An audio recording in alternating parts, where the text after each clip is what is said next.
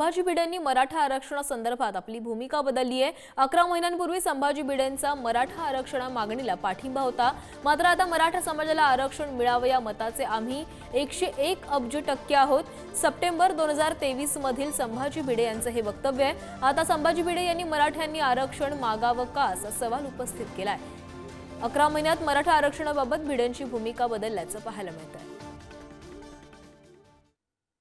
ही समाज कुटुंबातली समस्या न्यायालयीन मार्गाने आणि सगळ्यांच्या सहकार्याने मिटवली जावी, मार्गाला लागावी आणि मराठ्यांना आरक्षण मिळावं या मताचे आम्ही 101% 101 अब्ज टक्के आहोत। आणि बाकीच्यांना जसं आरक्षण तसं मराठा समाजाला सुद्धा आरक्षण हक्काने मिळालं पाहिजे असं सांगावंसं वाटतं। आणि मराठ्यांनी आरक्षण मागावं का? अरे मराठ्यांनी उभा देश चालवायचा आहे, आरक्षण कुठलं काढलंय?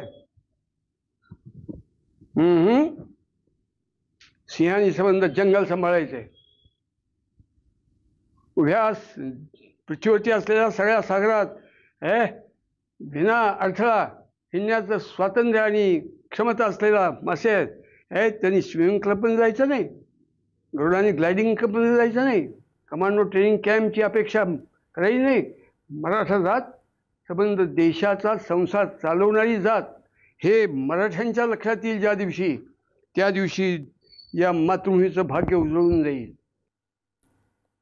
तर या संदर्भात अधिक माहिती देत आहेत आमचे प्रतिनिधी विक्रांत शिंदे। विक्रांत, आपण संभाजी भिडे यांची बदललेली भूमिका पाहिलेली आहे। 11 महिन्यापूर्वी ते म्हणालेले होते मराठा आरक्षणाच्या मागणीला आमचा पूर्णपणे पाठिंबा आहे, मात्र आता ते असं म्हणतात की मराठ्यांनी आरक्षण मागू नये। काय या संदर्भातली अधिकची माहिती आहे? खरं सप्टेंबर 2023 म्हणजे 1 सप्टेंबर 2023 रोजी अंतरवालीमध्ये लाठीचार्ज, लाठी हल्ला जो आहे पोलिसांकडून तो झाला होता। त्यानंतर साधारण 6 ते 7 सप्टेंबरला संभाजी भिडे जे आहेत त्यांच्याकडून हे वक्तव्य समोर आलं होतं, जे आत्ताच आपण पुढारी न्यूजच्या टीव्ही स्क्रीनवर पाहिलंय, ज्यामध्ये त्यांनी असं म्हटलंय 101% नव्हे तर 101 अब्ज टक्के आमचा पाठिंबा जो आहे तो पाठिंबा मराठा आरक्षणाच्या मागणीला आहे। आणि त्याच वक्तव्याची आता मराठा आंदोलकांकडून विक्रांत, मी काही वेळासाठी तुम्हाला थांबवते। आपल्यासोबत मनोज जरांगे यांचे समर्थक विनोद पोखरकर जोडले गेलेत। विनोदजी, संभाजी भिडे यांची नवी भूमिका समोर आलेली आहे। काही महिन्यांपूर्वी ते पाठिंबा देत होते या मागणीला, मात्र आता त्यांचं असं म्हणणं आहे की मराठ्यांनी आरक्षण मागू नये। तुमची प्रतिक्रिया काय? मुळात आपण एक गोष्ट समजून घेतली पाहिजे, ज्यावेळी अंतरवाली सराटीमध्ये लाठीचार्ज झाला त्यानंतर सरकारच्या काही प्रतिनिधींसोबत संभाजी भिडे गुरुजींनी त्या ठिकाणी मनोजदादा जरांगे पाटलांची भेट घेतली होती आणि त्या भेटी दरम्यान त्यांनी त्यांना सांगितलं होतं मराठा आरक्षणाच्या आम्ही बाजूने आहोत, आमची संघटना बाजूने आहे आणि जोपर्यंत मराठा समाजाला आरक्षण मिळत नाही तोपर्यंत मिळणार नाही। दुर्दैवाने 11 महिन्यानंतर माहित नाही त्यांना नेमकी कुठली उपत झाली आणि आज त्यांनी असं वक्तव्य केलंय की मराठ्यांना आरक्षणाची काय गरज आहे। त्यामुळे आपण जर पाहिलं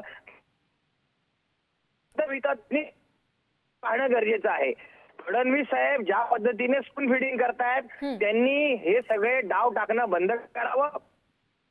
जी मागणी आहे त्या द्यावा, असे जितके डाव या ठिकाणी सरकारकडून किंवा फडणवीस साहेबांकडून टाकले जातील सगळे डाव यापुढे मराठे उधळून लावतील एवढं निश्चित आपल्याला सांगतो।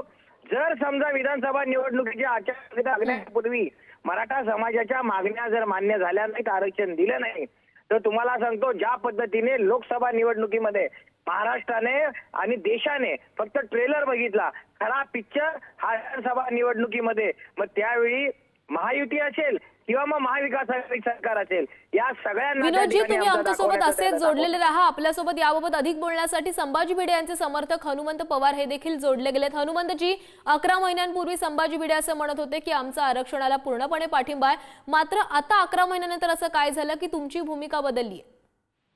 नाही, 11 महिन्यानंतर काही झालेलं नाही आहे, कुठल्याही प्रकारची भूमिका बदललेली नाही आहे। गुरुवार संभाजीराव भिडे गुरुजींनी 11 महिन्यापूर्वी जो पाठिंबा दिलेला आहे तोच पाठिंबा आज देखील दिलेला आहे। गुरुजी काय बोलले याचा अर्थ समजून घेण्याची पात्रता आपल्याला पाहिजे। गुरुजी म्हणले आरक्षणाचा विषय जेव्हा निघाला तेव्हा गुरुजींनी सांगितलं की मराठी हे राज्यकर्ते म्हणले पाहिजे। याचा अर्थ असा आहे की आरक्षणाच्या मुद्द्यावर गुरुजी ठाम आहेत। गुरुजी असं कधी म्हणले नाहीत की माझा आरक्षणाला पाठिंबा नाही आहे, मी पाठिंबा दिलेला नाही आहे।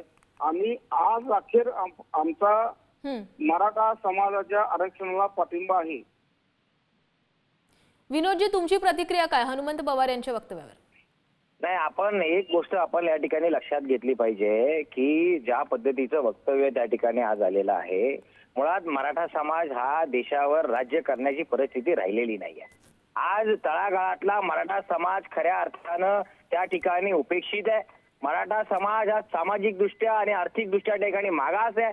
आणि अशा परिस्थितीमध्ये ज्यावेळी देशावर सत्ता करण्याची बाब येते किंवा अशी वक्तव्य येतात, त्यावेळी निश्चित त्या ठिकाणी विरोधाचा वास त्या ठिकाणी त्या अशा वक्तव्यांमधून येत असतो.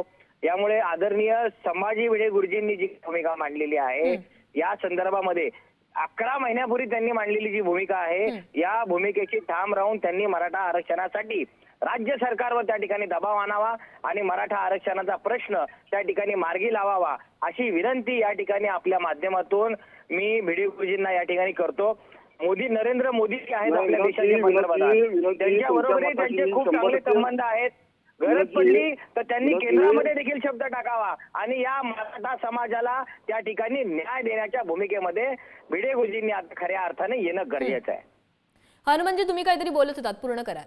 हा, मी विनोदजींना सांगू इच्छितो, मी स्वतः माझ्यासारखे हजारो हनुमंत पवार श्री शिवप्रतिष्ठान हिंदुस्थानमध्ये काम करतात की ते 96 कोटी मराठा आहेत आणि आम्ही आरक्षणाच्या विरोधात का जाऊ? जे जरांगी पाटलांनी आवाज काढला, जरांगी पाटलांनी मराठा समाज एकत्र केला, त्या मराठा समाजाच्यासाठी जे मत लढतोय त्यांच्या पाठीची गुरुजी 100% ठाम आहेत. फक्त गुरुजींना समजून घ्यायला चुकू नका, त्यांना समजून घ्या. त्यांना काय म्हणायचं होतं ते असं आरक्षणाला विरोध अजिबात असं म्हणलेलं नाही आहे आणि ही भूमिका त्यांची अजिबात नाही आहे. 100% आरक्षणाला आमचा पाठिंबाच आहे आणि विनोदजी आपल्याला समजून घेण्याची गरज आहे, बाकी काय नाही. हनुमंतजी, म्हणजे तुमचं असं म्हणणं आहे की जे संभाजी भिडे म्हटलेले आहेत त्याचा विपर्यास केला जातोय, अजूनही संभाजी भिडे यांचा पूर्णपणे आरक्षणाला पाठिंबा आहे. मग तुमची ही जी काही भूमिका आहे ती तुम्ही आता स्पष्टपणे सांगणार आहात का? कारण ती अशीच समजून घ्या असं आपण कोणी समजू शकत नाही. जर तुम्ही ती स्पष्टपणे सांगितली तर ती समजू शकणार. भिडे गुरुजींची जी भूमिका आहे, शिवप्रतिष्ठानची जी भूमिका आहे, ती 1,00,000% आम्ही मराठा समाजाच्या आंदोलनाच्या मागं, जरांगे पाटलांच्या मागं, आरक्षणाच्या मागं आम्ही ठामपणे आहे. विनोदजी, हनुमंतजी असे म्हणतायत संभाजी भिडे यांचा पूर्णपणे पाठिंबा आहे, त्यामुळे ते या आरक्षण मिळावं याच मागणीचे आहेत. त्यामुळे तुम्ही तुमच्याकडून काय आवाहन कराल की संभाजी भिडेंनी कशा प्रकारे मदत करावी तुम्हाला आरक्षण मिळवून देण्यासाठी? आज त्या ठिकाणी संभाजी भिडे गुरुजींचे जे काही वक्तव्य आलं, जर समजा या ठिकाणी पवार साहेबांचं म्हणणं असेल की या वक्तव्याचा विपर्यास केला गेला तर खऱ्या अर्थाने माझं आपल्या माध्यमातून संभाजी भिडे गुरुजींना या ठिकाणी एक आव्हान आहे की आपण या संदर्भामध्ये भूमिका पुन्हा एकदा स्पष्ट करावी. जे काही गैरसमज जर अगर झालेले आहेत असं जर यांचं म्हणणं असेल तर त्या संदर्भामध्ये गैरसमज निश्चित दूर होतील.